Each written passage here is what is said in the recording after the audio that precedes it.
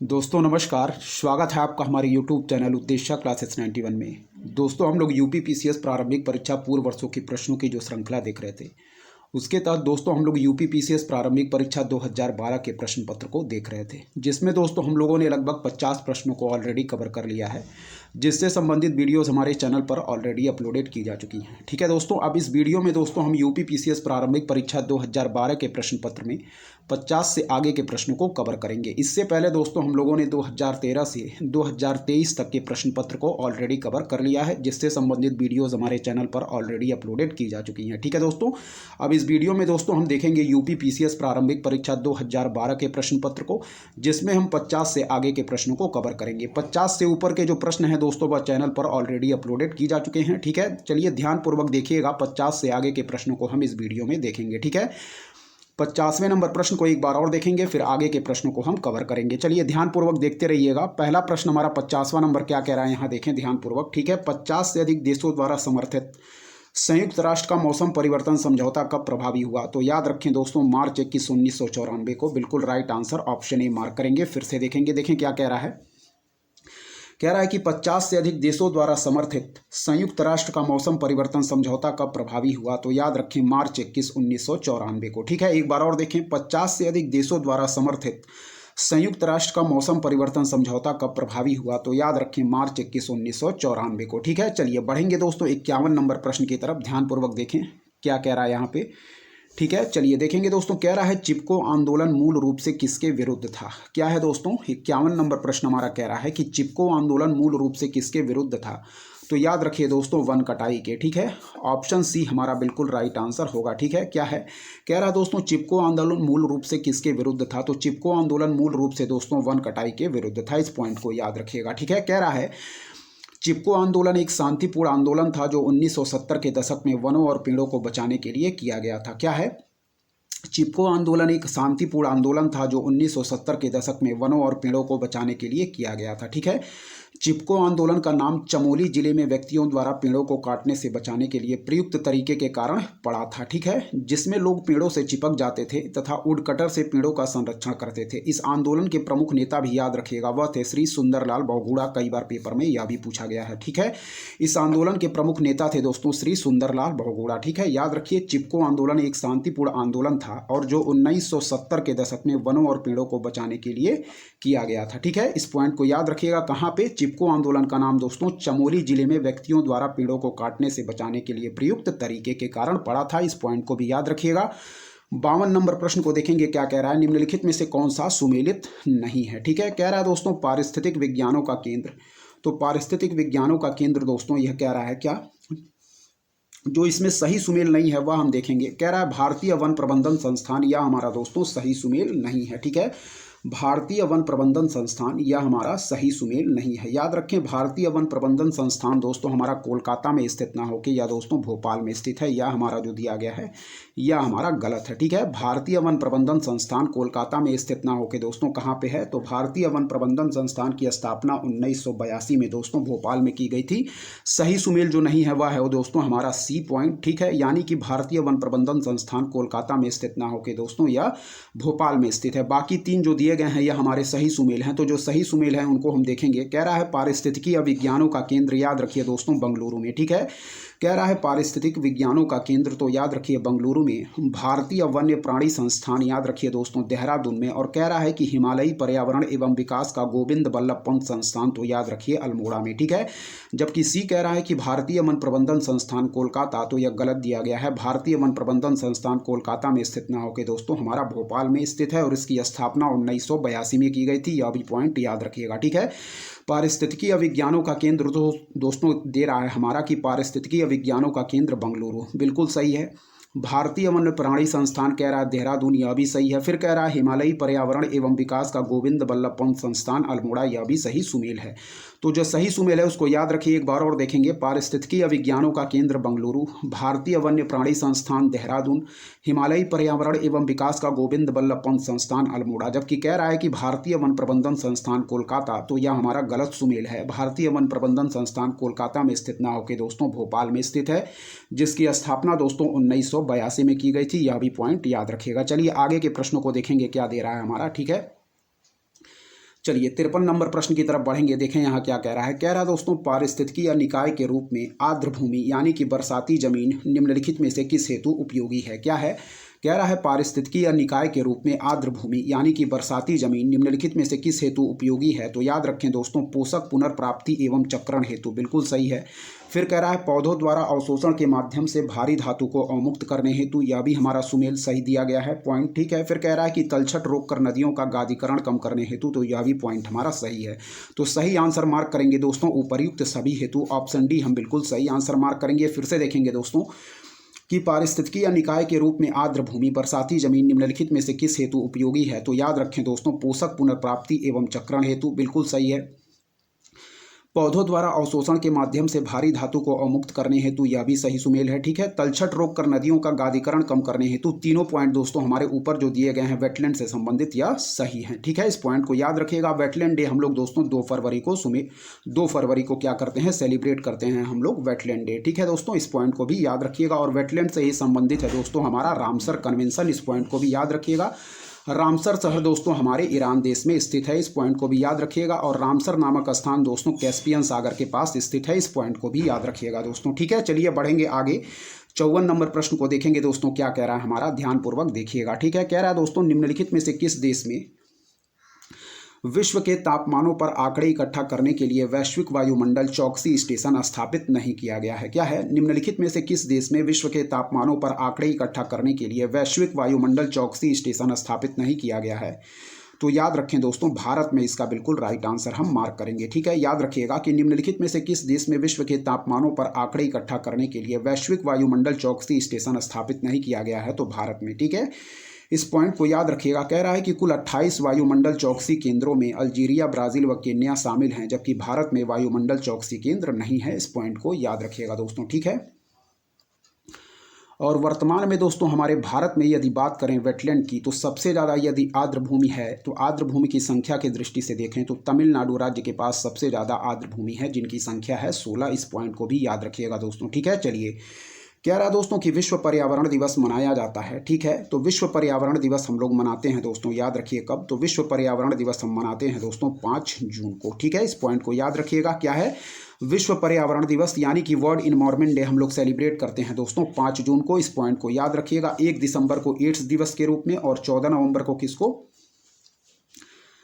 14 नवंबर को दोस्तों हम लोग बाल दिवस के रूप में सेलिब्रेट करते हैं। इस पॉइंट को भी याद रखिएगा, ठीक है। विश्व पर्यावरण दिवस मनाया जाता है दोस्तों 5 जून को। इस पॉइंट को याद रखिएगा। कब मनाया जाता है वर्ल्ड एनवायरनमेंट डे, तो वह है दोस्तों 5 जून को। कई बार पूछा गया प्रश्न है। 1 दिसंबर को एड्स दिवस के रूप में हम लोग सेलिब्रेट करते हैं। इस पॉइंट को याद रखिएगा, ठीक है।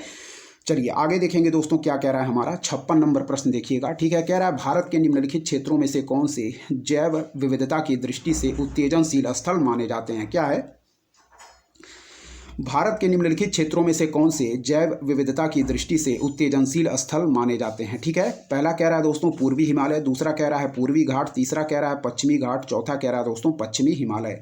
तो सही आंसर मार्क करेंगे दोस्तों केवल 1 एवं 3, ठीक है। क्या है, केवल 1 एवं 3, यानी कि दोस्तों वह है हमारा दोस्तों पूर्वी हिमालय और कौन, पश्चिमी घाट। या दोस्तों हमारे क्या हैं, जैव विविधता की दृष्टि से उत्तेजनशील स्थल हैं, ठीक है। इस पॉइंट को याद रखिएगा कि जैव विविधता की दृष्टि से उत्तेजनशील स्थल माने जाते हैं। तो याद रखिए पूर्वी हिमालय और पश्चिमी घाट हम बिल्कुल सही आंसर मार्क करेंगे। ऑप्शन बी केवल 1 एवं 3 हमारा सही आंसर होगा। फिर से देखें, भारत के निम्नलिखित क्षेत्रों में से कौन से जैव विविधता यानी कि बायोडाइवर्सिटी की दृष्टि से दोस्तों उत्तेजनशील स्थल माने जाते हैं। तो याद रखिए पूर्वी हिमालय और पश्चिमी घाट हमारा बिल्कुल राइट आंसर होगा, ठीक है। सही आंसर मार्क करेंगे ऑप्शन बी केवल 1 एवं 3 हमारा सही आंसर होगा। एक बार और देखें, भारत के निम्नलिखित क्षेत्रों में से कौन से जैव विविधता की दृष्टि से उत्तेजनशील स्थल माने जाते हैं। तो याद रखिए पूर्वी हिमालय और पश्चिमी घाट इसका बिल्कुल राइट आंसर होगा। ऑप्शन बी केवल 1 एवं 3, ठीक है। चलिए आगे के प्रश्नों की तरफ बढ़ेंगे, देखेंगे आगे के प्रश्न हमारे क्या कह रहे हैं दोस्तों, ठीक है। 57 नंबर प्रश्न की तरफ हम बढ़ेंगे। यहाँ देखें क्या कह रहा है, ठीक है। ध्यानपूर्वक देखते रहिए। सारे प्रश्न दोस्तों पूर्व वर्षों के जो हैं वह आगामी परीक्षा की दृष्टि से हमारे मोस्ट इंपॉर्टेंट हैं। पूर्व वर्षों के प्रश्न दोस्तों हुबहू आगामी परीक्षाओं में रिपीट कर जाते हैं, इसलिए जितने भी प्रश्नों को हम लोग हल करते चल रहे हैं सारे प्रश्नों को आप लोग ध्यानपूर्वक देखते चलिए, ठीक है। 57 नंबर प्रश्न कह रहा है दोस्तों कि भूमिगत जल को दूषित करने वाले अजैविक प्रदूषक हैं। क्या है, भूमिगत जल को दूषित करने वाले अजैविक प्रदूषक हैं। तो याद रखिए दोस्तों आर्सेनिक इसका बिल्कुल राइट आंसर होगा, ठीक है। क्या कह रहा है, कि भूमिगत जल को दूषित करने वाले अजैविक प्रदूषक हैं, तो याद रखिए दोस्तों आर्सेनिक इसका बिल्कुल राइट आंसर होगा। ठीक है, एक बार और देखें, भूमिगत जल को दूषित करने वाले अजैविक प्रदूषक हैं, तो याद रखें दोस्तों आर्सेनिक इसका बिल्कुल राइट आंसर होगा। ठीक है, फिर से देखें, भूमिगत जल को दूषित करने वाले अजैविक प्रदूषक हैं, तो याद रखें दोस्तों आर्सेनिक इसका बिल्कुल राइट आंसर होगा। ठीक है, इस पॉइंट को याद रखिएगा। कह रहा है भूमिगत जल को दूषित करने वाले अजैविक रसायन आर्सेनिक है। इसकी ज़्यादा मात्रा से पेट में दर्द, त्वचा पर प्रतिकूल असर तथा रक्त कणिकाओं के निर्माण पर प्रभाव पड़ता है तथा इसकी अत्यधिक मात्रा से ब्लैकफुट रोग होने की संभावना होती है। क्या है? भूमिगत जल को दूषित करने वाला अजैविक रसायन आर्सेनिक है। इसकी ज़्यादा मात्रा से पेट में दर्द, त्वचा पर प्रतिकूल असर तथा रक्त कणिकाओं के निर्माण पर प्रभाव पड़ता है तथा इसकी अत्यधिक मात्रा से ब्लैकफुट रोग होने की संभावना होती है। इस पॉइंट को याद रखिएगा। ठीक है, चलिए आगे बढ़ेंगे दोस्तों 58 नंबर प्रश्न की तरफ। क्या कह रहा है, ध्यानपूर्वक देखिएगा यहाँ। ठीक है, कह रहा है दोस्तों पारिस्थितिक तंत्र में तत्वों के चक्रण को क्या कहते हैं। क्या है? कह रहा है दोस्तों हमारे इकोसिस्टम में यानी कि पारिस्थितिक तंत्र में तत्वों के चक्रण को क्या कहते हैं, तो याद रखें दोस्तों जैव भू रासायनिक चक्र इसका सही आंसर ऑप्शन बी मार्क करेंगे। ठीक है, फिर देखिए पारिस्थितिक तंत्र में तत्वों के चक्रण को क्या कहते हैं, तो याद रखें दोस्तों जैव भू रासायनिक चक्र इसका बिल्कुल राइट आंसर होगा। ठीक है,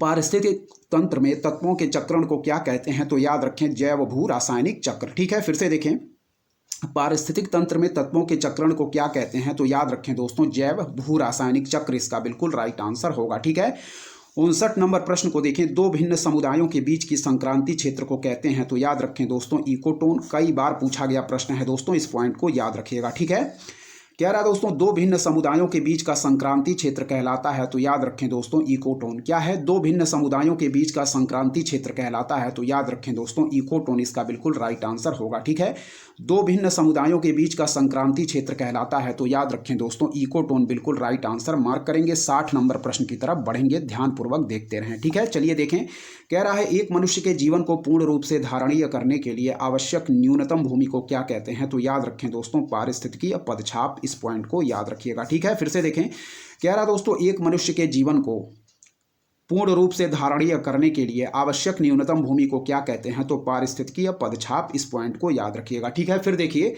कह रहा है एक मनुष्य के जीवन को पूर्ण रूप से धारणीय करने के लिए आवश्यक न्यूनतम भूमि को क्या कहते हैं, तो याद रखें दोस्तों पारिस्थितिकीय पदछाप। ठीक है, एक मनुष्य के जीवन को पूर्ण रूप से धारणीय करने के लिए आवश्यक न्यूनतम भूमि को क्या कहते हैं, पारिस्थितिकीय पदछाप। इस पॉइंट को याद रखिएगा। 61 नंबर प्रश्न की तरफ बढ़ेंगे दोस्तों। कह रहा है कि निम्नलिखित में से कौन सा पिछली शताब्दी में पृथ्वी के औसत तापमान में वृद्धि प्रदर्शित करता है। क्या है? निम्नलिखित में से कौन सा पिछली शताब्दी में पृथ्वी के औसत तापमान में वृद्धि प्रदर्शित करता है, तो सही आंसर क्या मार्क करेंगे दोस्तों, तो सही आंसर इसका हम मार्क करेंगे वह है दोस्तों हमारा ऑप्शन सी। इस पॉइंट को याद रखिएगा। फिर से देखेंगे कि निम्नलिखित में से कौन सा पिछली शताब्दी में पृथ्वी के औसत तापमान में वृद्धि प्रदर्शित करता है, तो याद रखें 0.8 डिग्री सेल्सियस हमारा बिल्कुल राइट आंसर होगा। ठीक है, 0.8 डिग्री सेल्सियस हमारा बिल्कुल राइट आंसर होगा। निम्नलिखित में से कौन सा पिछली शताब्दी में पृथ्वी के औसत तापमान में वृद्धि प्रदर्शित करता है, तो याद रखिए ऑप्शन सी हमारा बिल्कुल राइट आंसर होगा दोस्तों। ठीक है, चलिए 62 नंबर प्रश्न की तरफ बढ़ेंगे, देखेंगे यहाँ क्या कह रहा है। ठीक है, चलिए देखें, कह रहा है दोस्तों धारणीय विकास किसके उपभोग के संदर्भ में अंतरपीढ़ीगत संवेदनशीलता का विषय है। क्या है? धारणीय विकास किसके उपयोग के संदर्भ में अंतरपीढ़ीगत संवेदनशीलता का विषय है, तो याद रखें दोस्तों प्राकृतिक संसाधन। ठीक है, याद रखिएगा नेचुरल रिसोर्सेज की बात कर रहा है दोस्तों, इस पॉइंट को याद रखिएगा। फिर देखिए धारणीय विकास किसके उपयोग के संदर्भ में अंतरपीढ़ीगत संवेदनशीलता का विषय है, तो याद रखिए प्राकृतिक संसाधन। ठीक है, कह रहा है धारणीय विकास किसके उपयोग के संदर्भ में अंतरपीढ़ीगत संवेदनशीलता का विषय है, तो प्राकृतिक संसाधन इसका बिल्कुल राइट आंसर होगा। ठीक है, धारणीय विकास किसके उपयोग के संदर्भ में अंतरपीढ़ीगत संवेदनशीलता का विषय है, तो याद रखिए प्राकृतिक संसाधन इसका बिल्कुल राइट आंसर होगा दोस्तों। ठीक है, आगे देखें 63 नंबर प्रश्न। कई बार पूछा गया प्रश्न है, नीरी की बात कर रहा है, याद रखिएगा दोस्तों। ठीक है, कई बार रिपीटेड प्रश्न है। यह कह रहा है राष्ट्रीय पर्यावरण इंजीनियरिंग शोध संस्थान कहाँ स्थित है, याद रखिएगा नागपुर में। क्या है? राष्ट्रीय पर्यावरण इंजीनियरिंग शोध संस्थान कहाँ स्थित है, तो याद रखिए दोस्तों ऑप्शन ए नागपुर इसका बिल्कुल राइट आंसर होगा। ठीक है, एक बार और देखें राष्ट्रीय पर्यावरण इंजीनियरिंग शोध संस्थान कहाँ स्थित है, नागपुर में। डिटेल हम देखेंगे। कह रहा है राष्ट्रीय पर्यावरण इंजीनियरिंग शोध संस्थान दोस्तों नागपुर महाराष्ट्र में स्थित है। इस पॉइंट को याद रखिए। फिर कह रहा है यह 1958 में स्थापित किया गया था, यह भी पॉइंट याद रखिए, यह भी प्रश्न पूछा गया है। ठीक है, कह रहा है इसके 5 जोनल लेबोरेटरी यानी कि दोस्तों चेन्नई में, दिल्ली में, हैदराबाद में, कोलकाता और मुंबई में इसके 5 जोनल लेबोरेटरी स्थित हैं। इस पॉइंट को भी याद रखिएगा। एक बार और देखेंगे कि राष्ट्रीय पर्यावरण इंजीनियरिंग शोध संस्थान नागपुर महाराष्ट्र में स्थित है और यह दोस्तों 1958 में स्थापित किया गया था। ठीक है, इसकी 5 जोनल लेबोरेटरी हैं चेन्नई में दोस्तों। ठीक है, याद रखिएगा, चेन्नई में, दिल्ली में, हैदराबाद में, कोलकाता और मुंबई में। ठीक है, 64 नंबर प्रश्न की तरफ बढ़ेंगे। कह रहा है दोस्तों निम्नलिखित में से कौन एक प्रवाल विरंजन का सबसे अधिक प्रभावी कारक है। ठीक है, कोरल ब्लीचिंग की बात कर रहा है, ध्यानपूर्वक देखिएगा, कई बार पूछा गया प्रश्न है। ठीक है, निम्नलिखित में से कौन सा एक प्रवाल विरंजन का सबसे अधिक प्रभावी कारक है, तो याद रखें दोस्तों सागरीय जल के सामान्य तापमान में वृद्धि। ठीक है, इस पॉइंट को याद रखिएगा। ठीक है, निम्नलिखित में से कौन एक प्रवाल विरंजन, कोरल ब्लीचिंग की बात कर रहा है, कह रहा है निम्नलिखित में से कौन एक प्रवाल विरंजन का सबसे अधिक प्रभावी कारक है, तो याद रखिए सागरीय जल के सामान्य तापमान में वृद्धि। ऑप्शन सी इसका बिल्कुल राइट आंसर हम मार्क करेंगे। ठीक है, फिर से देखें कि निम्नलिखित में से कौन एक प्रवाल विरंजन का सबसे अधिक प्रभावी कारक है, तो याद रखें सागरीय जल के सामान्य तापमान में वृद्धि। डिटेल देखें यहाँ, जब अधिक तापमान प्रकाश जैसी स्थिति में प्रवालों पर परिवर्तित होने का दबाव पड़ता है तो वे अपने ऊतकों में रहने वाले सहजीवी शैवालों को क्या करते हैं, त्याग देते हैं, जिसके कारण वे पूरी तरह विरंजित हो जाते हैं। अतः प्रवाल विरंजन का सबसे बड़ा कारण दोस्तों यानी कि जो हमारा वाटर के टेम्परेचर में क्या है, इंक्रीज है। ठीक है, जल के तापमान में वृद्धि है। इस पॉइंट को याद रखिए, सागरीय जल के सामान्य तापमान में वृद्धि दोस्तों प्रवाल विरंजन का सबसे अधिक प्रभावी कारक है। इस पॉइंट को याद रखिएगा, कई बार पूछा गया प्रश्न है। ठीक है, चलिए आगे देखें। कह रहा दोस्तों कि सर्वाधिक जैव विविधता कहाँ पाई जाती है, यानी कि दोस्तों मैक्सिमम हमारी बायोडाइवर्सिटी कहाँ पाई जाती है, तो याद रखिएगा दोस्तों सर्वाधिक जैव विविधता पाई जाती है। इसका राइट आंसर मार्क करेंगे उष्णकटिबंधीय वर्षावनों में। ठीक है, इस पॉइंट को याद रखिएगा, यह भी दोस्तों कई बार पूछा गया प्रश्न है। इस पॉइंट को याद रखिएगा कि सर्वाधिक जैव विविधता कहाँ पाई जाती है, तो याद रखिए उष्णकटिबंधीय वर्षावनों में। ठीक है, इस पॉइंट को याद रखिएगा, मैक्सिमम बायोडाइवर्सिटी की बात कर रहा है। ठीक है, उष्णकटिबंधीय वर्षावनों में, इस पॉइंट को याद रखिएगा। ठीक है, ऑप्शन ही हमारा बिल्कुल राइट आंसर होगा। इसका डिटेल देख लेते हैं। सर्वाधिक जैव विविधता दोस्तों उष्णकटिबंधीय वर्षावनों में पाई जाती है। कह रहा है इस क्षेत्र का विस्तार दोस्तों 10 डिग्री नॉर्थ से 10 डिग्री साउथ अक्षांशों के मध्य पाया जाता है। ठीक है, जैव विविधता पूरे विश्व में एक समान नहीं है। याद रखें दुनिया की कुल भूमि क्षेत्र के लगभग 7% हिस्से में दुनिया भर की आधी प्रजातियां निवास करती हैं, जिससे दोस्तों उष्णकटिबंधीय क्षेत्र में ही एक बहुत बड़ा हिस्सा बसता है, जिसमें से उष्णकटिबंधीय क्षेत्र में ही एक बहुत बड़ा हिस्सा बसता है। तो इस पॉइंट को याद रखिएगा कि सर्वाधिक जैव विविधता कहाँ पाई जाती है, तो उष्णकटिबंधीय वर्षावनों में। इस पॉइंट को याद रखिएगा, इंपॉर्टेंट है दोस्तों। ठीक है, जितने भी प्रश्नों को हम लोग देखते चल रहे हैं सारे प्रश्नों को आप लोग ध्यानपूर्वक देखते चलें दोस्तों। ठीक है, और दोस्तों यदि आपको हमारा कंटेंट पसंद आ रहा है तो हमारे चैनल उद्देश्य क्लासेस 91 को दोस्तों जरूर सब्सक्राइब करें, लाइक करें दोस्तों, अपने दोस्तों के भी शेयर करें और लगातार पढ़ते रहें दोस्तों। चलिए देखेंगे आगे के प्रश्न हमारे क्या कह रहे हैं। चलिए देखिए दोस्तों, यहाँ लाइकेंस की बात कर रहा है, यह भी प्रश्न कई बार रिपीट किया गया है, तो ध्यान रखिएगा दोस्तों। 66वां नंबर प्रश्न हमारा कह रहा है कि लाइकेंस सबसे अच्छे सूचक हैं। ठीक है, कह रहा है लाइकेंस सबसे अच्छे सूचक हैं, तो याद रखिए दोस्तों एयर पोल्यूशन के, वायु प्रदूषण के। ठीक है, इस पॉइंट को याद रखिएगा, क्या है लाइकेंस सबसे अच्छे सूचक हैं दोस्तों, तो याद रखिएगा वायु प्रदूषण से। ठीक है, क्या है लाइकेंस सबसे अच्छे सूचक हैं वायु प्रदूषण के, इस पॉइंट को भी याद रखिएगा। और एक टर्म पूछा जाता है दोस्तों ग्रीन मफलर, तो याद रखिएगा ग्रीन मफलर दोस्तों हमारा ध्वनि प्रदूषण से संबंधित है, इस पॉइंट को भी याद रखिएगा। ठीक है, एक टर्म पूछा जाता है दोस्तों ग्रीन मफलर किससे संबंधित है, तो याद रखिएगा दोस्तों ध्वनि प्रदूषण से। ठीक है, ग्रीन मफलर में आप लोग दोस्तों वायु प्रदूषण से कंफ्यूज मत होइएगा। यहाँ कह रहा है कि लाइकेंस सबसे अच्छे सूचक हैं, तो याद रखिएगा वायु प्रदूषण के, और जो ग्रीन मफलर टर्म है दोस्तों वह ध्वनि प्रदूषण से यानी कि साउंड पॉल्यूशन से हमारा संबंधित है, इस पॉइंट को भी याद रखिएगा। ठीक है, लाइकेंस सबसे अच्छे सूचक किसके हैं, वह है दोस्तों वायु प्रदूषण के, इस पॉइंट को याद रखिएगा। चलिए सामान्य विज्ञान एवं विज्ञान प्रौद्योगिकी के प्रश्न अभी स्टार्ट होंगे दोस्तों। पहला प्रश्न क्या कह रहा है देखेंगे। ठीक है, यहाँ पे हमें सुमेल करना है। ठीक है, प्लेग की बात कर रहा है दोस्तों, तो याद रखिए प्लेग को हम लोग सुमेल करेंगे दोस्तों जीवाणु यानी कि बैक्टीरिया से। ठीक है, प्लेग को दोस्तों हम लोग सुमेल करेंगे किससे, तो प्लेग को सुमेल करेंगे दोस्तों हम जीवाणु यानी कि बैक्टीरिया से। एड्स को दोस्तों हम लोग सुमेल करेंगे विषाणु से। और दोस्तों गंजापन को हम किससे सुमेल करेंगे, तो गंजापन को हम सुमेल करेंगे दोस्तों वह है हम कवक से। ठीक है, गंजापन को सुमेल करेंगे दोस्तों कवक से। और दोस्तों मलेरिया को हम सुमेल करेंगे प्रोटोजोआ से। ठीक है, अलग अलग पॉइंट भी बना के प्रश्न पूछे जा सकते हैं, तो चारों पॉइंट आप लोग याद रखिएगा। प्लेग को सुमेल करेंगे दोस्तों हम जीवाणु से, एड्स को सुमेल करेंगे दोस्तों विषाणु से, गंजापन को सुमेल करेंगे कवक से, मलेरिया को सुमेल करेंगे प्रोटोजोआ से, और सही आंसर मार्क करेंगे ऑप्शन डी। फिर से देखें, प्लेग को सुमेल करेंगे दोस्तों जीवाणु से, एड्स को सुमेल करेंगे विषाणु से, गंजापन को सुमेल करेंगे कवक से, मलेरिया को सुमेल करेंगे प्रोटोजोआ से। क्या है, फिर देखें, प्लेग को सुमेल करेंगे जीवाणु से, एड्स को सुमेल करेंगे विषाणु से, गंजापन को कवक से, मलेरिया को प्रोटोजोआ से। इस पॉइंट को याद रखिएगा, ठीक है। प्लेग को दोस्तों जीवाणु से, एड्स को विषाणु से, गंजापन को कवक से, मलेरिया को दोस्तों प्रोटोजोआ से। इस पॉइंट को याद रखिएगा, ऑप्शन डी हमारा बिल्कुल राइट आंसर होगा दोस्तों। चलिए आगे के प्रश्न को देखेंगे क्या कह रहा है। कह रहा है दोस्तों वर्ष 2011 को पशुओं में होने वाली किस बीमारी के लिए चिन्हित किया गया है, याद रखिएगा। तो इसका सही आंसर हो जाएगा दोस्तों रिंडर पेस्ट के लिए, ठीक है। इस पॉइंट को याद रखिएगा, ऑप्शन बी हमारा बिल्कुल राइट आंसर होगा। फिर देखिए, वर्ष 2011 को पशुओं में होने वाली किस बीमारी के लिए चिन्हित किया गया है, तो याद रखें दोस्तों रिंडर पेस्ट के लिए। इस पॉइंट को दोस्तों याद रखिएगा, ठीक है दोस्तों। क्या है, रिंडर पेस्ट बीमारी दोस्तों 1980 के दशक में सबसे पहले अफ्रीका में दिखाई दी थी। इस पॉइंट को याद रखिएगा। क्या है, रिंडर पेस्ट बीमारी 1980 के दशक में सबसे पहले दोस्तों अफ्रीका में दिखाई दी, जिस कारण वहां 80 से 90% दोस्तों दुधारू पशुओं की क्या हो गई थी, मौत हो गई थी। इस पॉइंट को भी याद रखिएगा, ठीक है। चलिए दोस्तों 69 नंबर प्रश्न को देखेंगे, यहाँ क्या कह रहा है, ध्यानपूर्वक देखिएगा, ठीक है। चलिए देखें, कह रहा है दोस्तों निम्नलिखित में से कौन सी हरित गृह गैस नहीं है। क्या है, कह रहा है निम्नलिखित में से कौन सी हरित गृह गैस नहीं है दोस्तों, तो याद रखिए वह है हमारा दोस्तों नाइट्रोजन हरित गृह गैस नहीं है। इस पॉइंट को याद रखिएगा, ठीक है। कह रहा है निम्नलिखित में से कौन सी हरित गृह गैस नहीं है, तो याद रखिए दोस्तों ऑप्शन डी नाइट्रोजन हम बिल्कुल राइट आंसर मार्क करेंगे। जबकि carbon dioxide, nitrous oxide, methane दोस्तों हमारी क्या है, या ग्रीन हाउस गैसें हैं। इस पॉइंट को याद रखिएगा, ठीक है। क्या होती हैं हरित गृह गैसें दोस्तों, वातावरण या जलवायु परिवर्तन के लिए क्या होती हैं, उत्तरदायी होती हैं। इस पॉइंट को याद रखिएगा। प्रश्न कह रहा था कि निम्नलिखित में से कौन सी हरित गृह गैस नहीं है, तो याद रखिएगा ऑप्शन डी नाइट्रोजन हम बिल्कुल राइट आंसर मार्क करेंगे, ठीक है। चलिए 70 नंबर प्रश्न को देखें, क्या कह रहा है।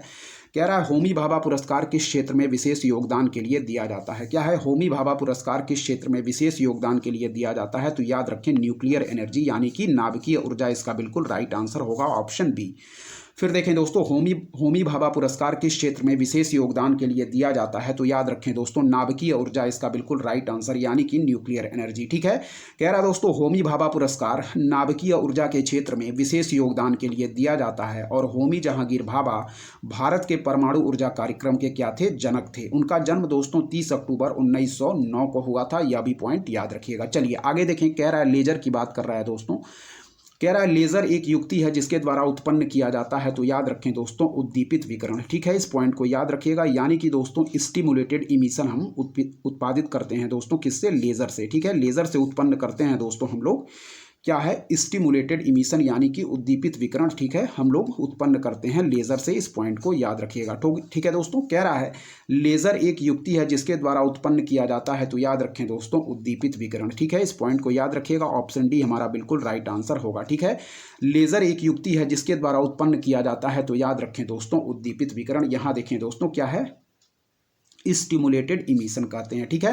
कह रहा है उद्दीपित उत्सर्जन का सिद्धांत अल्बर्ट आइंस्टीन ने सन 1917 में प्रस्तावित किया था। क्या है, उद्दीपित उत्सर्जन का सिद्धांत अल्बर्ट आइंस्टीन ने सन 1917 में प्रस्तावित किया था, ठीक है। चलिए 72 नंबर प्रश्न कई बार रिपीटेड प्रश्न है, याद रखिएगा इसको। डीएनए के द्विहेलिक्स प्रारूप को पहली बार किसने प्रस्तावित किया, तो याद रखें दोस्तों इसका सही आंसर होगा वाटसन तथा क्रिक ने, ठीक है। फिर से देखें, कह रहा है दोस्तों डीएनए के द्विहेलिक्स प्रारूप को पहली बार किसने प्रस्तावित किया, तो याद रखें दोस्तों क्या है इसका राइट आंसर, वाटसन तथा क्रिक ने। फिर देखिए डीएनए के द्विहेलिक्स प्रारूप को पहली बार किसने प्रस्तावित किया था, तो याद रखें वाटसन तथा क्रिक, इसका बिल्कुल राइट आंसर होगा। 73वें नंबर प्रश्न को देखेंगे दोस्तों, क्या कह रहा है यहाँ, ध्यानपूर्वक देखें, ठीक है। सारे प्रश्न दोस्तों हमारी आगामी परीक्षा की दृष्टि से मोस्ट इंपॉर्टेंट है, इसलिए जितने भी प्रश्नों को हम लोग हल करते चल रहे हैं सारे प्रश्नों को आप लोग ध्यानपूर्वक देखते चलिए, क्योंकि दोस्तों जो पूर्व वर्षों के प्रश्न होते हैं वह आगामी परीक्षाओं में दोस्तों हूबहू रिपीट कर जाते हैं, इसलिए जितने भी हम लोग पूर्व वर्षों के प्रश्न देख रहे हैं आप लोग ध्यानपूर्वक देखते चलें। चलिए 73 नंबर प्रश्न को देखेंगे दोस्तों, ध्यानपूर्वक क्या कह रहा है यहाँ देखें। सूची 1 को सूची 2 से सुमेल करना है, वायु प्रदूषक है और उनसे प्रभावित अंग हम सुमेलित करेंगे, ठीक है।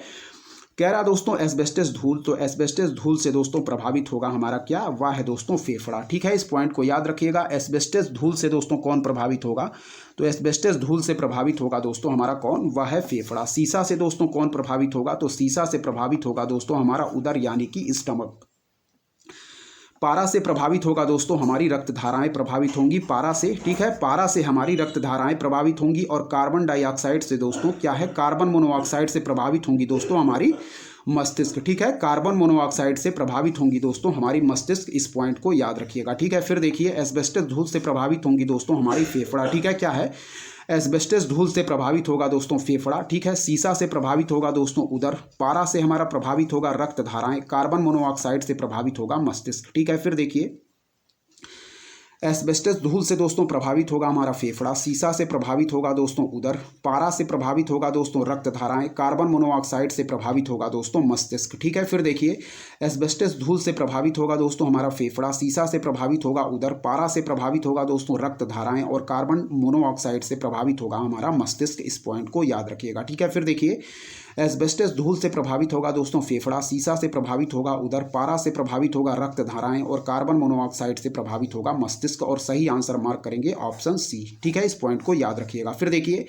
एस्बेस्टस धूल से प्रभावित होगा दोस्तों फेफड़ा, सीसा से प्रभावित होगा दोस्तों हमारी, सीसा से प्रभावित होगा दोस्तों उदर, पारा से प्रभावित होगा रक्त धाराएं और कार्बन मोनोऑक्साइड से प्रभावित होगा हमारा मस्तिष्क, ऑप्शन सी हम बिल्कुल सही आंसर मार्क करेंगे। 74 नंबर प्रश्न को देखें क्या कह रहा है यहाँ पे, ठीक है, चलिए देखें 74 नंबर प्रश्न को। कह रहा है दोस्तों कि मिट्टी के घड़े में निम्नलिखित में से किस क्रिया के कारण जल ठंडा रहता है, तो याद रखें वाष्पीकरण।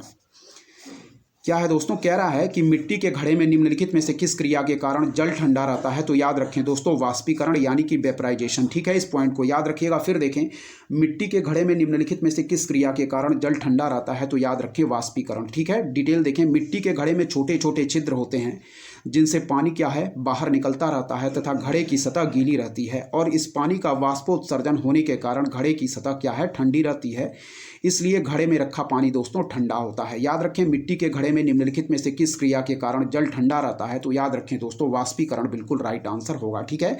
कह रहा दोस्तों एमआरआई निम्नलिखित में से क्या है, ठीक है, एमआरआई की फुल फॉर्म पूछ रहा है, तो याद रखें दोस्तों सही आंसर होगा मैग्नेटिक रेजोनेंस इमेजिंग, ठीक है, इस पॉइंट को याद रखिएगा, कई बार पूछा गया है। एमआरआई की फुल फॉर्म है दोस्तों मैग्नेटिक रेजोनेंस इमेजिंग, इस पॉइंट को याद रखिएगा। क्या है, कह रहा है कि एमआरआई निम्नलिखित में से क्या है, तो याद रखें दोस्तों मैग्नेटिक रेजोनेंस इमेजिंग इसका फुल फॉर्म है। क्या है, magnetic resonance imaging, magnetic resonance imaging, इस पॉइंट को याद रखिएगा, ठीक है। एमआरआई का फुल फॉर्म है मैग्नेटिक रेजोनेंस इमेजिंग, इस पॉइंट को याद रखिएगा। चलिए दोस्तों आगे के प्रश्नों की तरफ देखेंगे क्या कह रहा है। 76 नंबर प्रश्न यानी कि 76 नंबर प्रश्न को देखेंगे। कह रहा है दोस्तों सिम का फुल फॉर्म पूछ रहा है दोस्तों, तो याद रखिए सब्सक्राइबर आइडेंटिफिकेशन मॉड्यूल इसका दोस्तों बिल्कुल सही आंसर होगा, ठीक है। क्या है, सब्सक्राइबर्स आइडेंटिटी मॉड्यूल इसका बिल्कुल राइट आंसर हम मार्क करेंगे। सिम का फुल फॉर्म पूछ रहा है तो याद रखें दोस्तों सब्सक्राइबर्स आइडेंटिटी मॉड्यूल इसका बिल्कुल राइट आंसर होगा, ठीक है। ऑप्शन ए हम राइट आंसर मार्क करेंगे। सिम का पूरा स्वरूप है तो याद रखें सब्सक्राइबर्स आइडेंटिटी मॉड्यूल इसका बिल्कुल राइट आंसर हम मार्क करेंगे, ठीक है। कह रहा है सिम का पूर्ण स्वरूप है तो याद रखिए सब्सक्राइबर्स आइडेंटिटी मॉड्यूल इसका बिल्कुल राइट आंसर होगा ऑप्शन ए, ठीक है। चलिए आगे देखें 77 नंबर प्रश्न क्या कह रहा है। यहाँ देखें डेंगू बुखार में मानव शरीर में निम्नलिखित में से किसकी कमी हो जाती है, सही आंसर मार्क करेंगे प्लेटलेट्स, ठीक है। याद रखें डेंगू बुखार में मानव शरीर में निम्नलिखित में से किसकी कमी हो जाती है, तो सही आंसर मार्क करेंगे प्लेटलेट्स, ठीक है। यहाँ डिटेल देखें, कह रहा है डेंगू बुखार के दौरान मानव शरीर में प्लेटलेट्स की कमी हो जाती है, इस अवस्था में डेंगू बुखार जानलेवा हो सकता है। कह रहा है यह एक संक्रमण है जो डेंगू वायरस के कारण होता है। कह रहा है इसके वाहक कौन होते हैं, मादा एडीज एजिप्टी मच्छर होते हैं, इस पॉइंट को याद रखिएगा, कई बार परीक्षा में पूछा गया है, ठीक है। इसके वाहक कौन होते हैं, मादा एडीज एजिप्टी मच्छर होते हैं, ठीक है। डेंगू रक्तस्रावी बुखार है जिसके कारण रक्त वाहिकाओं में रक्तस्राव होता है तथा रक्त प्लेटलेट्स का स्तर कम होने लगता है, ठीक है। इसका संक्रमण याद रखिएगा कि इसके वाहक हैं दोस्तों मादा एडीज एजिप्टी मच्छर, हमारे डेंगू वायरस के वाहक हैं, ठीक है। इसके वाहक हैं मादा एडीज एजिप्टी मच्छर, इस पॉइंट को याद रखिएगा, कई बार पूछा गया प्रश्न है, ठीक है। चलिए आगे देखें। कह रहा दोस्तों दूध का धवल रंग निम्नलिखित में से किसकी उपस्थिति के कारण होता है, तो याद रखें दोस्तों इसका सही आंसर होगा कैसीन, ठीक है। कैसीन नामक प्रोटीन की उपस्थिति के कारण दोस्तों दूध का धवल रंग होता है, ठीक है। देखें कह रहा है दूध का धवल रंग निम्नलिखित में से किसकी उपस्थिति के कारण होता है, तो याद रखिए दोस्तों कैसीन इसका बिल्कुल राइट आंसर हम मार्क करेंगे, ठीक है। दूध का धवल रंग निम्नलिखित में से किसकी उपस्थिति के कारण होता है, तो याद रखें दोस्तों दूध का सफेद रंग कैसीन नामक प्रोटीन के कारण होता है। क्या है दोस्तों, कह रहा है कि दूध का सफेद रंग कैसीन नामक प्रोटीन के कारण होता है, इस पॉइंट को याद रखिएगा, ऑप्शन डी हमारा बिल्कुल राइट आंसर होगा, ठीक है। दूध का सफ़ेद रंग कैसीन नामक प्रोटीन के कारण होता है। दूध में उपस्थित वसा भी सफ़ेद होती है। क्या है? दूध में उपस्थित वसा भी सफ़ेद होती है। इसी कारण से दूध में जितनी वसा होती है वह उतना ही ज़्यादा सफ़ेद होता है। वसा की अधिकता के कारण ही भैंस का दूध गाय के दूध की अपेक्षा अधिक सफ़ेद होता है। क्या है? वसा की अधिकता के कारण ही भैंस का दूध गाय के दूध की अपेक्षा अधिक सफ़ेद होता है। इस पॉइंट को याद रखिएगा। कह रहा है दूध का धवल रंग निम्नलिखित में से किसकी उपस्थिति के कारण होता है? तो याद रखें दोस्तों, कैसीन इसका बिल्कुल राइट आंसर होगा दोस्तों। ठीक है, चलिए आगे के प्रश्न को देखेंगे।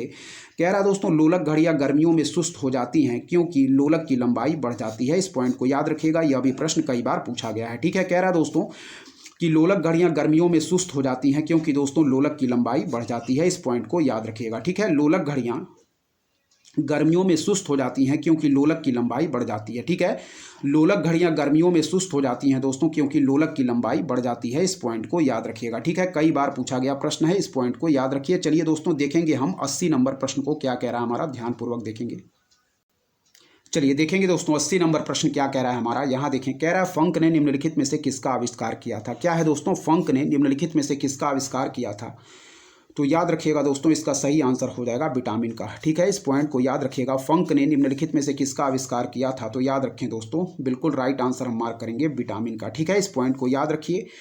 कह रहा दोस्तों, हार्मोन की खोज ब्रिटिश फिजिशियन E.H. स्टर्लिंग ने की थी। इस पॉइंट को भी याद रखिएगा। क्या है दोस्तों? कह रहा है कि हार्मोन की खोज ब्रिटिश फिजिशियन E.H. स्टर्लिंग ने 31 मार्च 1905 को की थी। ठीक है, कह रहा है प्रोटीन का सबसे पहले डच रसायनज्ञ अरार्डस जोहानेस मल्डर ने डिस्क्राइब किया और इसे प्रोटीन नाम 1838 में स्वीडिश रसायनज्ञ जॉन्स जैकब बर्जीलियस ने दिया था। इस पॉइंट को भी याद रखिएगा। ठीक है, क्या है? प्रोटीन को सबसे पहले डच रसायनज्ञ अरार्डस जोहानेस मल्डर ने डिस्क्राइब किया और इसे प्रोटीन नाम 1838 में स्वीडिश रसायनज्ञ जॉन्स जैकब बर्जीलियस ने दिया। इस पॉइंट को याद रखिएगा। ठीक है, अगला कह रहा है कि एंजाइम एक प्रोटीन है जो एक सेल द्वारा निर्मित होता है और विभिन्न जैविक कार्यों में एक उत्प्रेरक के रूप में कार्य करता है। कह रहा है एंजाइम नाम 1800 के अंत में एक जर्मन फिजियोलॉजिस्ट विल्हेम कुहने द्वारा दिया गया था, जबकि इसकी खोज दोस्तों एंसेल्मे पायने द्वारा की गई। ठीक है, फिर देखें, एंजाइम एक प्रोटीन है जो एक सेल द्वारा निर्मित होता है और विभिन्न जैविक कार्यों में एक उत्प्रेरक के रूप में कार्य करता है। एंजाइम नाम 1800 के अंत में एक जर्मन फिजियोलॉजिस्ट विलियम कुहने द्वारा दिया गया था, जबकि इसकी खोज दोस्तों एंसेल्मे पायने द्वारा की गई। इस पॉइंट को याद रखिएगा। ठीक है, चलिए आगे देखेंगे दोस्तों क्या कह रहा है। इस पॉइंट को याद रखिएगा कि फंक ने निम्नलिखित में से किसका आविष्कार किया? तो विटामिन का। ठीक है, 81 नंबर प्रश्न की तरफ बढ़ेंगे दोस्तों, देखेंगे क्या कह रहा है। कह रहा है दोस्तों कि मृग मरीचिका का कारण है, तो याद रखें दोस्तों प्रकाश का पूर्ण आंतरिक परिवर्तन। ठीक है, इस पॉइंट को याद रखिएगा, कई बार पूछा गया प्रश्न है। ठीक है, कह रहा दोस्तों कि मृग मरीचिका का कारण है, तो याद रखें दोस्तों प्रकाश का पूर्ण आंतरिक परावर्तन। ऑप्शन डी हमारा बिल्कुल राइट आंसर होगा। ठीक है, मृग मरीचिका का कारण है, तो याद रखें दोस्तों प्रकाश का पूर्ण आंतरिक परावर्तन। हीरे का चमकना भी इसी का उदाहरण है, प्रकाश का पूर्ण आंतरिक परावर्तन। इस पॉइंट को भी याद रखिएगा। ठीक है, चलिए दोस्तों आगे बढ़ेंगे। 82 नंबर प्रश्न को देखेंगे क्या कह रहा है यहाँ पे। ठीक है, कह रहा है पराश्रव्य वेद ध्वनियाँ हैं जिनकी आवृत्ति होती हैं, तो याद रखिए दोस्तों 20,000 हर्ट्ज से अधिक। ठीक है, कह रहा है दोस्तों पराश्रव्य वेद ध्वनियाँ होती हैं जिनकी आवृत्ति होती है, तो याद रखें 20,000 हर्ट्ज से अधिक। ठीक है, फिर देखें पराश्रव्य वेद ध्वनियाँ हैं जिनकी आवृत्ति होती है तो 20,000 हर्ट्ज से अधिक। क्या है? पराश्रव्य वेद ध्वनियाँ होती हैं जिनकी आवृत्ति होती है 20,000 हर्ट्ज से अधिक। इस पॉइंट को याद रखिएगा। ठीक है,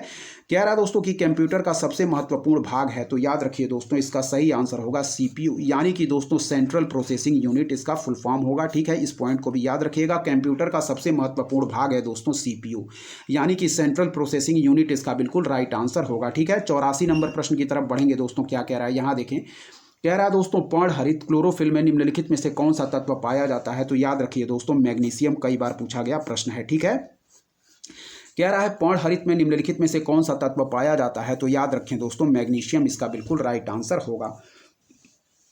कह रहा है पर्णहरित में निम्नलिखित में से कौन सा तत्व पाया जाता है, तो याद रखिए मैग्नीशियम। ठीक है, पर्णहरित में निम्नलिखित में से कौन सा तत्व पाया जाता है? मैग्नीशियम। लोहा पाया जाता है दोस्तों हीमोग्लोबिन में। इस पॉइंट को भी याद रखिएगा। ठीक है, चलिए आगे देखें।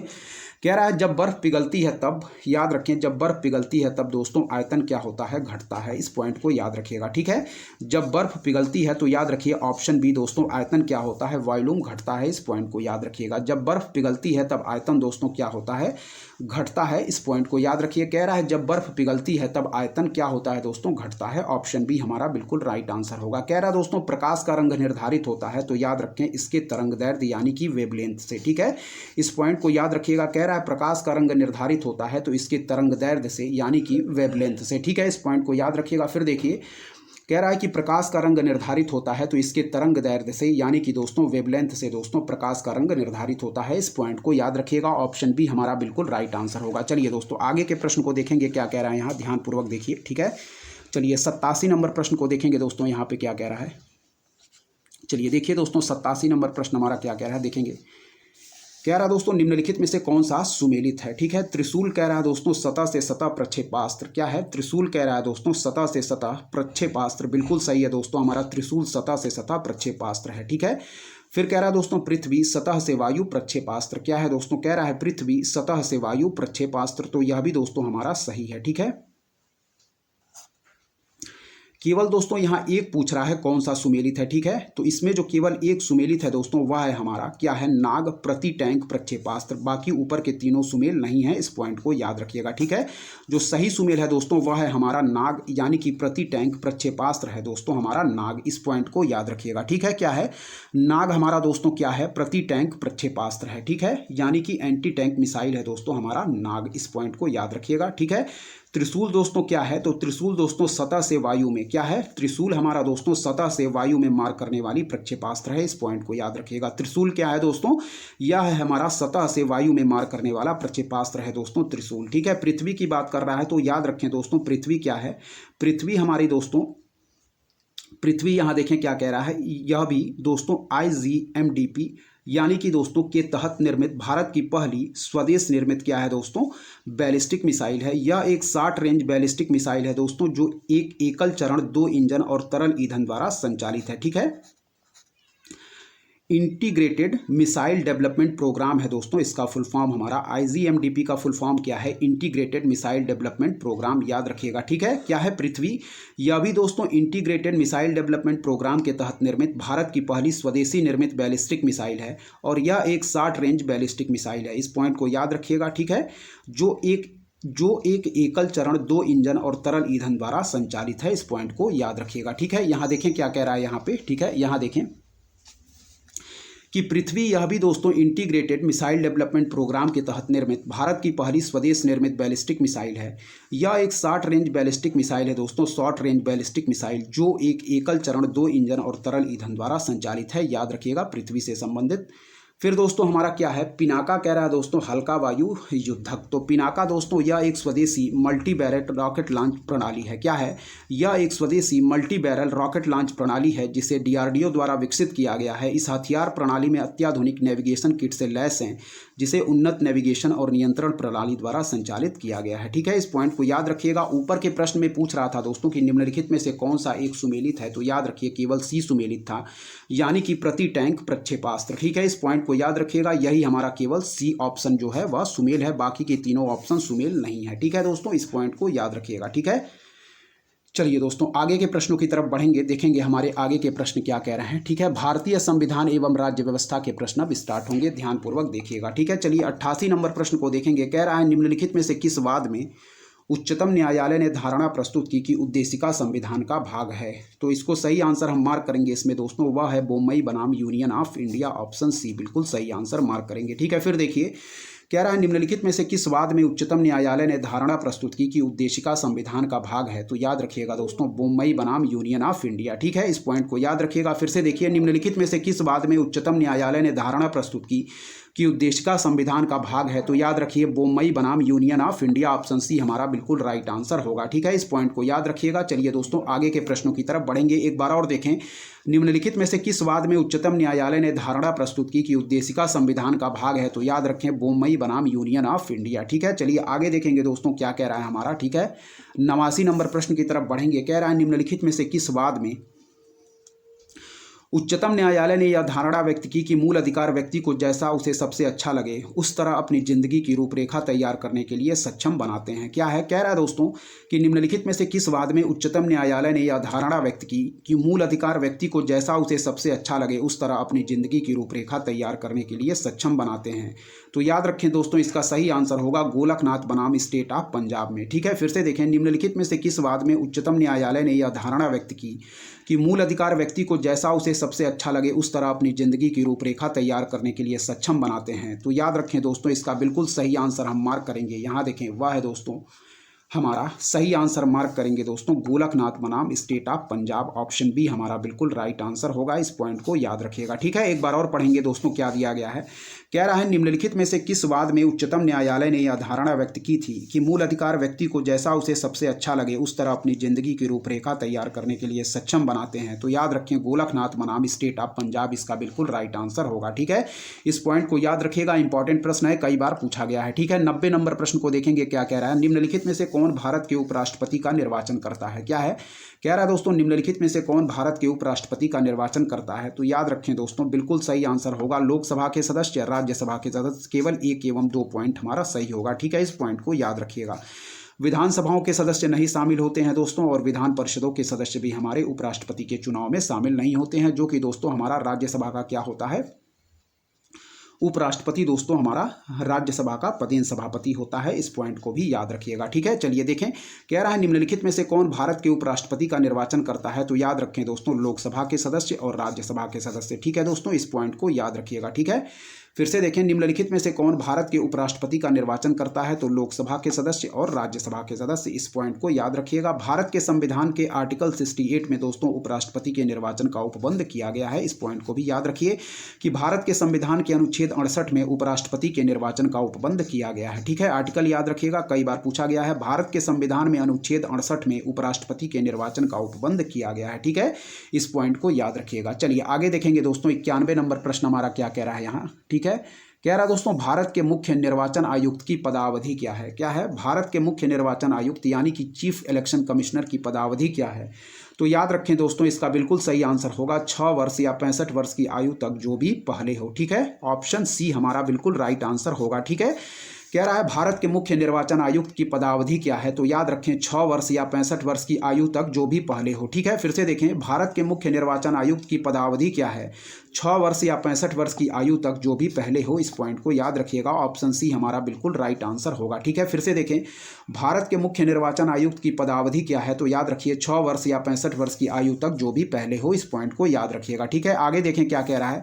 कह रहा है निम्नलिखित में से कौन योजना आयोग तथा राज्य सरकारों के बीच समन्वयकर्ता का कार्य करता है। क्या है, निम्नलिखित में से कौन योजना आयोग तथा राज्य सरकारों के बीच समन्वयकर्ता का कार्य करता है। तो याद रखिए राष्ट्रीय विकास परिषद। ठीक है, नेशनल डेवलपमेंट काउंसिल। इस पॉइंट को याद रखिएगा, एनडीसी। ठीक है, निम्नलिखित में से कौन योजना आयोग तथा राज्य सरकारों के बीच समन्वयकर्ता का कार्य करता है। तो राष्ट्रीय विकास परिषद। इस पॉइंट को याद रखिएगा। ठीक है, कह रहा है केंद्र तथा राज्यों के बीच शक्तियों के विभाजन को ध्यान में रखते हुए योजना बनाने में राज्यों की भागीदारी को सुनिश्चित करने के लिए डेट याद रखिए कि 1952 में दोस्तों राष्ट्रीय विकास परिषद की स्थापना की गई थी। ठीक है, यह योजना आयोग तथा राज्य सरकारों के बीच समन्वयकर्ता का कार्य करता है। 1 जनवरी 2015 को नीति आयोग की स्थापना योजना आयोग के उत्तराधिकारी के रूप में की गई। ठीक है, नीति आयोग की स्थापना कब की गई, 1 जनवरी 2015 को, जिसका अध्यक्ष दोस्तों प्रधानमंत्री होता है। ठीक है, इस पॉइंट को भी याद रखिएगा और नीति का फुल फॉर्म भी याद रखिएगा, national institute for transforming India. कई बार यह भी दोस्तों पूछा गया है। ठीक है,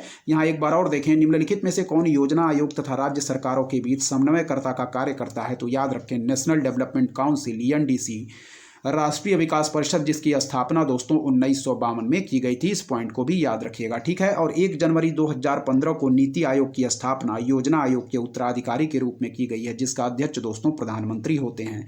इस पॉइंट को भी याद रखिएगा दोस्तों, और नीति आयोग हमारी एक संवैधानिक संस्था नहीं है। इस पॉइंट को भी याद रखिएगा। ठीक है, चलिए आगे देखेंगे दोस्तों, आगे के प्रश्न हमारे क्या कह रहे हैं। सारे प्रश्नों को दोस्तों जो पूर्व वर्षों के प्रश्न है आप लोग ध्यानपूर्वक देखते चलें। ठीक है, चलिए आगे के प्रश्नों को देखेंगे। चलिए दोस्तों देखेंगे 93 नंबर प्रश्न क्या कह रहा है। यहाँ देखें, निम्नलिखित में से कौन संवैधानिक प्राधिकरण है। ठीक है, कह रहा है निम्नलिखित में से कौन संवैधानिक प्राधिकरण है। तो याद रखें दोस्तों, इसका सही आंसर होगा वह है हमारा केवल 1, 2 एवं 3। ठीक है, क्या है, केवल 1, 2 एवं 3। ठीक है, चलिए राज्य निर्वाचन आयोग हो जाएगा दोस्तों, जिसका प्रावधान हमारा 243 के आर्टिकल के तहत किया गया है। याद रखिएगा, आर्टिकल डायरेक्ट पेपर में पूछा जाता है। राज्य निर्वाचन आयोग का प्रावधान है दोस्तों, याद रखिए, राज्य निर्वाचन आयोग का प्रावधान है दोस्तों 243 के में। राज्य वित्त आयोग का प्रावधान है 243 आई में, व जिला पंचायत का दोस्तों 243 बी में। इस पॉइंट को याद रखिएगा, ठीक है।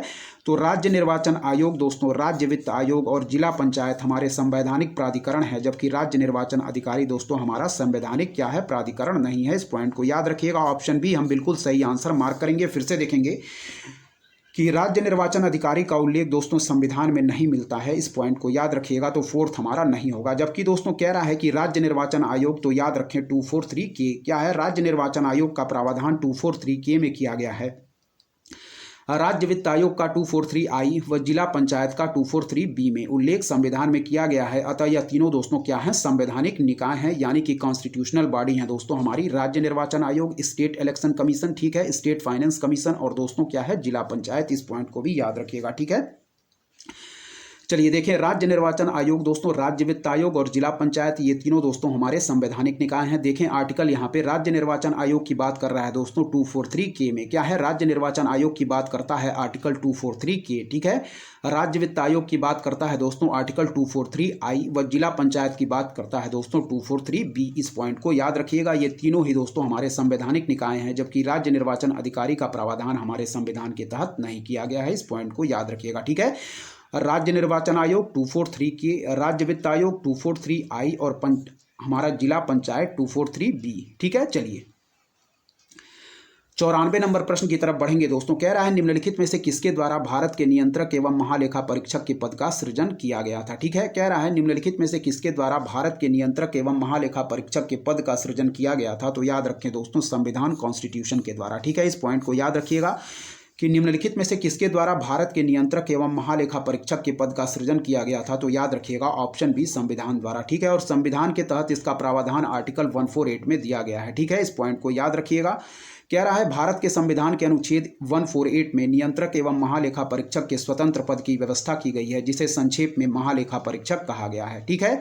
इसका नियंत्रण राज्य व केंद्र दोनों स्तरों पर होता है और यह लोक वित्त का संरक्षक कहा जाता है। यह लोक वित्त का संरक्षक होने के साथ साथ देश की संपूर्ण वित्तीय व्यवस्था का भी नियंत्रक होता है। इस पॉइंट को याद रखिएगा। ऑप्शन बी हमारा बिल्कुल राइट आंसर होगा, ठीक है। 95 नंबर प्रश्न को देखें। कह रहा दोस्तों धन विधेयक कहाँ पूरा स्थापित किया जाता है। तो याद रखें दोस्तों लोकसभा, ठीक है। इसका बिल्कुल राइट आंसर होगा दोस्तों ऑप्शन ए, यानी कि दोस्तों लोकसभा इसका बिल्कुल राइट आंसर होगा। कह रहा दोस्तों मनी बिल की बात कर रहा है। कह रहा है धन विधेयक कहाँ पूरा स्थापित किया जाता है। तो याद रखें लोकसभा में। और यह भी याद रखें दोस्तों मनी बिल का प्रावधान हमारे संविधान के आर्टिकल 110 के तहत किया गया है। इस पॉइंट को भी याद रखिएगा, डायरेक्ट प्रश्न पूछा जाता है, ठीक है। कह रहा है धन विधेयक कहाँ पूरा स्थापित किया जाता है। तो याद रखें ऑप्शन ए, लोकसभा बिल्कुल राइट आंसर होगा। और धन विधेयक मनी बिल का प्रावधान हमारे संविधान के आर्टिकल 110 में किया गया है। इस पॉइंट को भी याद रखिएगा, ठीक है। कह रहा है लोकसभा और राज्यसभा की संयुक्त बैठक किसके द्वारा आहूत की जाती है। तो याद रखिए दोस्तों राष्ट्रपति द्वारा, ठीक है। कंफ्यूज मत होइएगा, कई बार दोस्तों इसमें लोग गलत आंसर मार्क करते हैं, ठीक है। लोकसभा और राज्यसभा की संयुक्त बैठक किसके द्वारा आहूत यानी कि बुलाई जाती है। तो याद रखिएगा दोस्तों राष्ट्रपति के द्वारा, और इसकी अध्यक्षता की जाती है दोस्तों लोकसभा के अध्यक्ष द्वारा। और इसका प्रावधान आर्टिकल 108 के तहत हमारे संविधान में दिया गया है। इस पॉइंट को भी याद रखिएगा, ठीक है। चलिए लोकसभा और राज्यसभा की संयुक्त बैठक किसके द्वारा आहूत की जाती है। तो याद रखिए दोस्तों राष्ट्रपति के द्वारा। और संयुक्त अधिवेशन की अध्यक्षता की जाती है लोकसभा के अध्यक्ष द्वारा। और इसका प्रावधान हमारे संविधान के आर्टिकल 108 में दिया गया है। इस पॉइंट को भी याद रखिएगा, ठीक है। चलिए आगे देखेंगे दोस्तों क्या कह रहा है हमारे आगे के प्रश्न। ध्यानपूर्वक सारे प्रश्नों को देखते चलिए। चलिए दोस्तों बढ़ेंगे 97 नंबर प्रश्न की तरफ, देखेंगे क्या कह रहा है यहाँ पे, ठीक है। देखिए कह रहा है मंत्रिपरिषद सामूहिक रूप से निम्नलिखित में से किसके प्रति उत्तरदायी है। क्या है, मंत्रिपरिषद सामूहिक रूप से निम्नलिखित में से किसके प्रति उत्तरदायी है। तो याद रखें दोस्तों लोकसभा के प्रति। इसका बिल्कुल राइट आंसर ऑप्शन डी होगा, ठीक है। कह रहा है मंत्रिपरिषद सामूहिक रूप से निम्नलिखित में से किसके प्रति उत्तरदायी है। तो याद रखिए दोस्तों लोकसभा के प्रति। इसका बिल्कुल राइट आंसर होगा, ठीक है। इस पॉइंट को याद रखिएगा। कह रहा है मंत्रिपरिषद सामूहिक रूप से निम्नलिखित में से किसके प्रति उत्तरदायी है। तो याद रखिए लोकसभा के प्रति, ठीक है। इस पॉइंट को याद रखिएगा। चलिए दोस्तों 98 नंबर प्रश्न को देखेंगे क्या कह रहा है। निम्नलिखित में से कौन राज्यपाल की नियुक्ति करता है। तो याद रखें दोस्तों भारत का राष्ट्रपति, ठीक है। कह रहा है निम्नलिखित में से कौन दोस्तों राज्यपाल की नियुक्ति करता है। तो याद रखें भारत का राष्ट्रपति इसका बिल्कुल राइट आंसर होगा, ठीक है। भारत के संविधान में राज्य सरकार की उसी तरह परिकल्पना की गई है जैसे केंद्र के लिए, ठीक है। राज्यपाल राज्य का दोस्तों याद रखें संवैधानिक मुखिया होता है और राज्यपाल ना तो सीधे चुना जाता है ना ही अप्रत्यक्ष रूप से। राज्यपाल की नियुक्ति राष्ट्रपति के मुहर लगे आज्ञा पत्र के माध्यम से होती है। ठीक है, राज्यपाल ना तो सीधे चुना जाता है और ना ही अप्रत्यक्ष रूप से। राज्यपाल की नियुक्ति राष्ट्रपति के मुहर लगे आज्ञा पत्र के माध्यम से होती है। ठीक है, 99 नंबर प्रश्न देखें क्या कह रहा है यहाँ पे। ठीक है, ध्यानपूर्वक देखें। कह रहा दोस्तों किस सदन के सदस्यों द्वारा बहुमत से अविश्वास प्रस्ताव पास होने पर मंत्रिपरिषद को त्यागपत्र देना पड़ेगा। ठीक है, इस पॉइंट को याद रखें, लोकसभा हमारा बिल्कुल राइट आंसर होगा। ठीक है, फिर से देखें। कह रहा है किस सदन के सदस्यों द्वारा बहुमत से अविश्वास प्रस्ताव पास होने पर मंत्रिपरिषद को त्यागपत्र देना पड़ेगा, तो याद रखें दोस्तों लोकसभा। ठीक है, कह रहा है अनुच्छेद 75 के अनुसार मंत्रिपरिषद लोकसभा के प्रति सामूहिक रूप से उत्तरदायी होगी, अर्थात मंत्रिपरिषद तभी तक है जब तक उसे सदन से बहुमत क्या है प्राप्त है।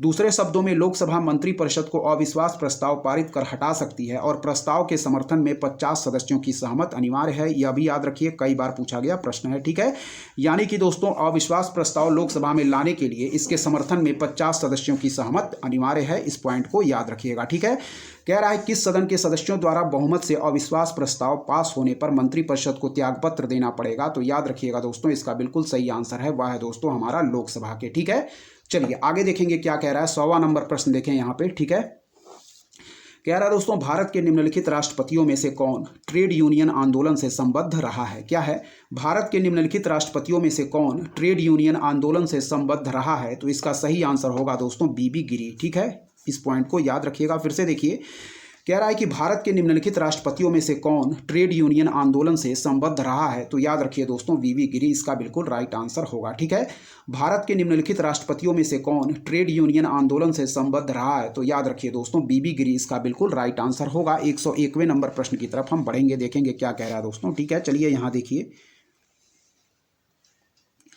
चलिए दोस्तों देखेंगे यहाँ 101वें नंबर प्रश्न की तरफ, ध्यानपूर्वक देखिएगा। ठीक है, चलिए कह रहा दोस्तों संविधान के अंतर्गत उच्चतम न्यायालय से विधि के प्रश्न पर राय लेने का अधिकार किसको है, तो याद रखें दोस्तों राष्ट्रपति इसका बिल्कुल राइट आंसर होगा। ठीक है, याद रखें संविधान के अंतर्गत उच्चतम न्यायालय से विधि के प्रश्न पर राय लेने का अधिकार किसको है, तो याद रखें राष्ट्रपति को।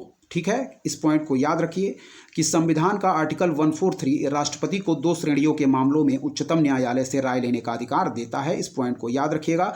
सार्वजनिक महत्व के किसी मसले पर विधिक प्रश्न उठने पर और किसी पूर्व संवैधानिक संधि, समझौते, प्रंश विदा आदि सनद मामलों पर किसी विवाद के उत्पन्न होने पर, इस पॉइंट को याद रखिएगा। ठीक है, तो संविधान के अंतर्गत उच्चतम न्यायालय से विधि के प्रश्न पर राय लेने का अधिकार किसको है, राष्ट्रपति को, और इसका प्रावधान दोस्तों हमारे संविधान के आर्टिकल 143 में दिया गया है। इस पॉइंट को याद रखिएगा। ठीक है, चलिए 102 नंबर प्रश्न की तरफ बढ़ेंगे। कह रहा दोस्तों निम्नलिखित में से किसकी संतुष्टि पर भारतीय संविधान में मूल कर्तव्य को शामिल किया गया, कई बार पूछा गया प्रश्न है। स्वर्ण सिंह समिति की अनुशंसा के आधार पर 42वें संविधान संशोधन 1976 के द्वारा। ठीक है, इस पॉइंट को याद रखिएगा। पार्ट 4A के द्वारा। ठीक है, आर्टिकल 51A। ठीक है, हमारे फंडामेंटल ड्यूटी से संबंधित है, इस पॉइंट को याद रखिएगा। ठीक है, चलिए फिर देखिए निम्नलिखित में से किसकी संतुष्टि पर भारतीय संविधान में मूल कर्तव्य को शामिल किया गया, तो याद रखें दोस्तों स्वर्ण सिंह समिति इसका बिल्कुल राइट आंसर होगा। स्वर्ण सिंह समिति की अनुशंसा के आधार पर 42वें संविधान संशोधन 1976 के द्वारा हमारे संविधान के पार्ट 4A में आर्टिकल 51A में। ठीक है, इस पॉइंट को याद रखिएगा। फंडामेंटल ड्यूटी हमारे संविधान में जोड़े गए थे। ठीक है, इस पॉइंट को याद रखिए। स्वर्ण सिंह समिति की अनुशंसा पर ऑप्शन सी हमारा बिल्कुल राइट आंसर होगा। ठीक है, चलिए 103 नंबर प्रश्न को देखेंगे दोस्तों क्या कह रहा है यहाँ, ध्यानपूर्वक देखिए। ठीक है, कह रहा है भारतीय संसद में निम्नलिखित में से कौन शामिल है, इसका राइट आंसर मार्क करेंगे दोस्तों, वह है हमारा कौन, याद रखिए राष्ट्रपति एवं दोनों सदन। ठीक है, राष्ट्रपति एवं दोनों सदन, इस पॉइंट को याद रखिएगा। यानी कि दोस्तों राष्ट्रपति, लोकसभा और राज्यसभा हमारे संसद के तहत शामिल किए जाते हैं, इस पॉइंट को याद रखिए। ठीक है, भारतीय संसद में निम्नलिखित में से कौन शामिल है, तो याद रखिए राष्ट्रपति एवं दोनों सदन, यानी कि राष्ट्रपति और लोकसभा और राज्यसभा, इस पॉइंट को याद रखिएगा। ठीक है, चलिए दोस्तों 104 नंबर प्रश्न की तरफ बढ़ेंगे, क्या दे रहा है देखेंगे ध्यानपूर्वक। ठीक है, यहाँ देखें 104 नंबर प्रश्न कह रहा है दोस्तों राज्य विधानसभा में कोई भी धन विधेयक पूरा स्थापित नहीं किया जा सकता है बगैर दोस्तों किसके, हर राज्य के राज्यपाल की संतुष्टि के, इस पॉइंट को याद रखिएगा। ठीक है, क्या कह रहा है दोस्तों कि राज्य विधानसभा में कोई भी धन विधेयक पूरा स्थापित नहीं किया जा सकता है बगैर राज्य के राज्यपाल की संतुष्टि के, इस पॉइंट को याद रखिएगा। ऑप्शन बी हमारा बिल्कुल राइट आंसर होगा। ठीक है, फिर देखिए राज्य विधानसभा में कोई भी धन विधेयक पूरा स्थापित नहीं किया जा सकता है बगैर राज्य के राज्यपाल की संतुष्टि के, इस पॉइंट को याद रखिएगा। ठीक है दोस्तों 105 नंबर प्रश्न की तरफ बढ़ेंगे, देखेंगे क्या कह रहा है। कह रहा है दोस्तों संसद राज्य सूची के विषय के संबंध में कानून बना सकता है, तो याद रखें दोस्तों यदि राज्यसभा ऐसा संकल्प पारित करती है। ठीक है, फिर देखिए क्या कह रहा है। कह रहा है कि संसद राज्य सूची के विषय के संबंध में कानून बना सकती है यदि राज्यसभा ऐसा संकल्प पारित करती है। इस पॉइंट को याद रखिएगा, ठीक है। और इसका प्रावधान दोस्तों हमारे संविधान के आर्टिकल 249 में दिया गया है। इस पॉइंट को भी याद रखिएगा। फिर देखिए, संसद राज्य सूची के विषय के संबंध में कानून बना सकती है, तो याद रखिए यदि राज्यसभा ऐसा संकल्प पारित करती है, ठीक है। इस पॉइंट को याद रखिएगा कि संसद राज्य सूची के विषय के संबंध में कानून बना सकती है यदि राज्यसभा ऐसा संकल्प पारित करती है, ठीक है। और इसका प्रावधान दोस्तों हमारे संविधान के आर्टिकल 249 में दिया गया है। इस पॉइंट को भी याद रखिएगा, ठीक है। संसद राज्य सूची के विषय के संबंध में कानून बना सकती है यदि राज्यसभा ऐसा संकल्प पारित करती है। इस पॉइंट को याद रखिए। चलिए 106वें नंबर प्रश्न को देखेंगे क्या कह रहा है यहाँ पे, ठीक है। देखिए, कह रहा दोस्तों कि उच्चतम न्यायालय में संविधान के निर्वचन से संबंधित मामले की सुनवाई करने के लिए न्यायाधीशों की संख्या कम से कम कितनी होनी चाहिए, तो याद रखिए दोस्तों ऑप्शन डी 5, ठीक है, जिसको हम लोग दोस्तों क्या कॉन्स्टिट्यूशनल बेंच भी कहते हैं। इस पॉइंट को याद रखिएगा, संवैधानिक पीठ, ठीक है। कह रहा है उच्चतम न्यायालय में संविधान के निर्वचन से संबंधित मामले की सुनवाई करने के लिए न्यायाधीशों की संख्या कम से कम कितनी होनी चाहिए, तो याद रखिए दोस्तों 5, ठीक है। यहाँ देखें, उच्चतम न्यायालय में संविधान के निर्वचन से संबंधित मामलों की सुनवाई करने के लिए न्यायाधीशों की न्यूनतम संख्या दोस्तों याद रखें 5 होनी चाहिए, जिसे हम लोग दोस्तों कॉन्स्टिट्यूशनल बेंच यानी कि संवैधानिक पीठ भी कहते हैं। इस पॉइंट को याद रखिएगा, ठीक है। फिर से देखें, उच्चतम न्यायालय में संविधान के निर्वचन से संबंधित मामले की सुनवाई करने के लिए न्यायाधीशों की संख्या कम से कम कितनी होनी चाहिए, तो याद रखिए 5 इसका बिल्कुल राइट आंसर होगा, ठीक है। 107 नंबर प्रश्न देखें, निम्नलिखित में से किस राज्य में पंचायती राज का शुभारंभ सबसे पहले हुआ, तो याद रखें दोस्तों इसका राइट आंसर हम मार्क करेंगे राजस्थान, ठीक है। राजस्थान के नागौर नामक जिले से। इस पॉइंट को याद रखिएगा। निम्नलिखित में से किस राज्य में पंचायती राज का शुभारंभ सबसे पहले हुआ, तो याद रखें दोस्तों राजस्थान से, ठीक है। और पंचायती राज दिवस हम लोग सेलिब्रेट करते हैं दोस्तों 24 अप्रैल को, और इसका प्रावधान हमारे संविधान में 73वें संविधान संशोधन 1992 के द्वारा किया गया। इस पॉइंट को भी याद रखिएगा। आर्टिकल 40 भी दोस्तों हमारा डीपीएसपी के तहत, वह भी दोस्तों पंचायती राज से ही संबंधित है। इस पॉइंट को भी याद रखिएगा, ठीक है। निम्नलिखित में से किस राज्य में पंचायती राज का शुभारंभ सबसे पहले हुआ, तो याद रखिए दोस्तों राजस्थान इसका बिल्कुल सही आंसर होगा, ठीक है। और पंचायती राज का प्रावधान दोस्तों हमारे संविधान में 73वें संविधान संशोधन 1992 के द्वारा जोड़ा गया। याद रखें पंचायती राज दिवस हम लोग 24 अप्रैल को सेलिब्रेट करते हैं। और संविधान का आर्टिकल 40 जो कि डीपीएसपी के तहत दिया गया है, यह भी दोस्तों हमारा पंचायती राज से ही संबंधित है। और पंचायती राज के तहत दोस्तों हम लोग 29 विषयों की बात करते हैं, यह भी पॉइंट याद रखिएगा, ठीक है। पंचायती राज के तहत जो विषयों को अलॉट किया गया है वह है दोस्तों हमारा 29 विषय। इस पॉइंट को याद रखिएगा दोस्तों। और संविधान की जो 11वीं अनुसूची है वह भी दोस्तों हमारी पंचायती राज से ही संबंधित है। इस पॉइंट को भी याद रखिएगा। चलिए दोस्तों अब बढ़ेंगे 108वें नंबर प्रश्न की तरफ, देखेंगे क्या कह रहा है हमारा 108वां नंबर प्रश्न। सारे प्रश्नों को दोस्तों ध्यानपूर्वक आप लोग देखते चलें, और यदि आपको कंटेंट हमारा पसंद आ रहा है दोस्तों तो उद्देश्य क्लासेस 91 को जरूर सब्सक्राइब करें, लाइक करें दोस्तों, अपने दोस्तों के भी शेयर करें और ऐसे ही लगातार पढ़ते रहें। चलिए दोस्तों बढ़ेंगे 108वें नंबर प्रश्न की तरफ। चलिए दोस्तों देखिए यहाँ पे भारतीय अर्थव्यवस्था यानी कि इंडियन इकोनॉमी के प्रश्न शुरू होते हैं, ठीक है। चलिए देखें, कह रहा है 108वां नंबर प्रश्न की राष्ट्रीय विकास परिषद द्वारा स्वीकृत 12वीं पंचवर्षीय योजना यानी कि जिसकी अवधि काल है 2012 से 2017 हेतु प्रस्तावित परिकल्पना पत्र में विकास का निर्दिष्ट लक्ष्य क्या है, तो याद रखें दोस्तों 8% इसका बिल्कुल राइट आंसर हम मार्क करेंगे। फिर देखिए, राष्ट्रीय विकास परिषद द्वारा स्वीकृत 12वीं पंचवर्षीय योजना जिसकी अवधि काल 2012 से 2017 है, यह भी याद रखिए, कई बार डायरेक्ट यह अवधि काल ही पूछ लिया गया है प्रश्न में, ठीक है। हेतु प्रस्तावित परिकल्पना पत्र में विकास का निर्दिष्ट लक्ष्य क्या है, तो याद रखें दोस्तों 8% बिल्कुल राइट आंसर होगा, ठीक है। फिर देखिए, राष्ट्रीय विकास परिषद द्वारा स्वीकृत 12वीं पंचवर्षीय योजना 2012 से 2017 हेतु प्रस्तावित परिकल्पना पत्र में विकास का निर्दिष्ट लक्ष्य क्या है, तो याद रखें ऑप्शन 8% हम बिल्कुल राइट आंसर मार्क करेंगे। 109वां नंबर प्रश्न देखें दोस्तों क्या कह रहा है। कह रहा है भारत में विदेशी विनिमय संचय का रखरखाव किसके द्वारा किया जाता है। क्या है दोस्तों, कह रहा है कि भारत में विदेशी विनिमय संचय का रखरखाव किसके द्वारा किया जाता है, तो याद रखें दोस्तों भारतीय रिजर्व बैंक के द्वारा इसका बिल्कुल राइट आंसर होगा, ठीक है। फिर देखिए, कह रहा दोस्तों कि भारत में विदेशी विनिमय संचय का रखरखाव किसके द्वारा किया जाता है, तो याद रखें दोस्तों भारतीय रिजर्व बैंक द्वारा इसका बिल्कुल राइट आंसर होगा, ठीक है।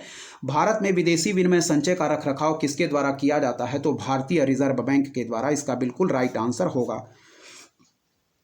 चलिए दोस्तों आगे देखेंगे 110 नंबर प्रश्न क्या कह रहा है।